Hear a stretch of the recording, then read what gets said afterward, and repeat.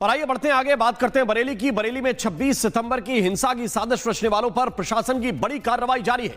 विवादित नारे के नाम पर हुए उपद्रव से जुड़े आरोपियों की अवैध संपत्तियों पर बुलडोजर चल रहा है। बीडीए ने मौलाना तौकीर के करीबी और पूर्व सपा पार्षद वाजिद बेग के बारात घर को जमींदोज कर दिया है। यह कार्रवाई आज भी जारी रहने वाली है।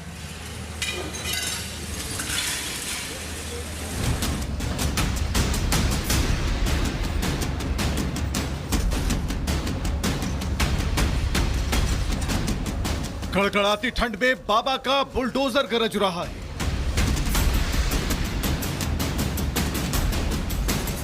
पीले पंजे की दहाड़ सुन दंगाइयों के पसीने छूटने लगे।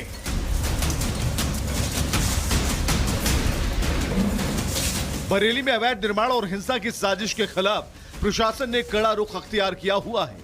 मौलाना तौकीर के करीबी वाजिद बेग के अवैध मैरिज हॉल पर बुलडोजर एक्शन देखने को मिला।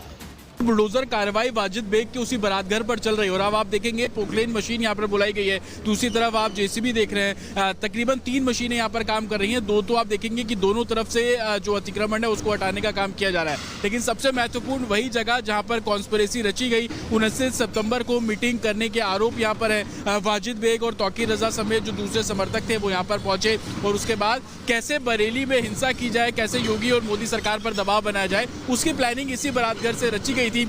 ये बारात घर इतना बड़ा और मजबूत बताया जा रहा है, इसे पूरी तरह ध्वस्त करने में आज का पूरा दिन निकल सकता है और कार्रवाई 1-2 दिन और चल सकती है।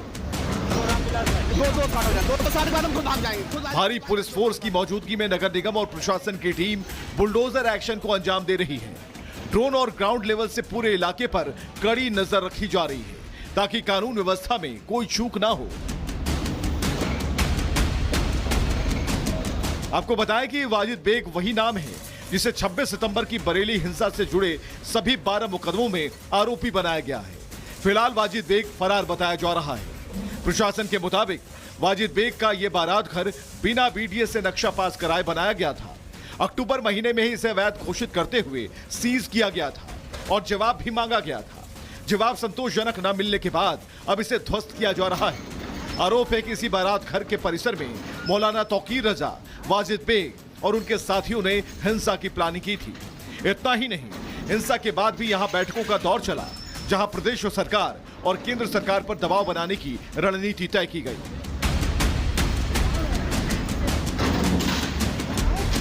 हालांकि ये पहली बार नहीं है जब तौकीर के करीबियों पर प्रशासन ने सख्ती दिखाई हो। इससे पहले 22 नवंबर को मौलाना तौकीर रजा के करीबी माने जाने वाले आरिफ के 2 मंजिला मार्केट के अवैध हिस्से को ध्वस्त किया गया। 4 अक्टूबर को जगतपुर में तौकीर रजा के करीबी नफीस के घर शेख मिट्टू स्थित बारात घर को ध्वस्त किया गया। 30 सितंबर को शाहजहांपुर रोड में हाजी शराफत अली का बारात घर सील किया गया। बहरहाल प्रशासन साफ कर चुका है कि हिंसा से जुड़े आरोपियों और अवैध निर्माण पर जीरो टॉलरेंस की नीति अपनाई जाएगी। वाजिद बेग के बारात घर पर चल रही कार्रवाई उसी कड़ी का हिस्सा मानी जा रही है। अधिकारी साफ शब्दों में कह रहे हैं कि कानून से ऊपर कोई नहीं, चाहे अवैध निर्माण हो या हिंसा की साजिश, हर मामले में कार्रवाई तय है। Bureau report, Republic Bharat. तो ये पूरा मामला हमने आपको इस रिपोर्ट के जरिए समझाया और सीधे आपको ग्राउंड जीरो पर लिए चल रहे हैं बरेली, जहां से जतिन इस वक्त सीधे जुड़े हुए हैं मेरे साथ। जतिन, जरा तस्वीरें भी दिखाइए और बताइए कि योगी प्रशासन का जो पीला पंजा है वो कैसे एक एक करके अवैध इमारतों को जमींदोज कर रहा है। बिल्कुल, देखिए आज दूसरा दिन है और दूसरे दिन एक तरीके से वारिस बेग का जो बारात घर है उस पर बुलडोजर एक्शन चल रहा है और आप 1-2 नहीं बल्कि 3 यहाँ पर बुलडोजर देख रहे हैं और अलग अलग एंगल से उस पूरे अतिक्रमण को हटाने का जो काम है बहुत तेजी से किया जा रहा है। लेकिन सबसे पहले आप सामने तस्वीर देखिए, ग्राउंड फ्लोर और फर्स्ट फ्लोर इसको हटाया जाना है और आज उसी को लेकर 3 बुलडोजर आपको यहाँ पर काम करते हुए साफ तौर पर नजर आएंगे। लेकिन सबसे बड़ी बात कि कैसे इस बारात घर का इस्तेमाल किया गया बरेली हिंसा को करने के लिए, कॉन्स्पिरेसी इसी जगह पर रची गई और जो जानकारी इन्वेस्टिगेशन से निकलकर सामने आ रही है कि 19 सितंबर को इसी जगह पर तौकीर रजा, वारिस बेग और उनके समर्थक यहां पर इकट्ठे हुए थे।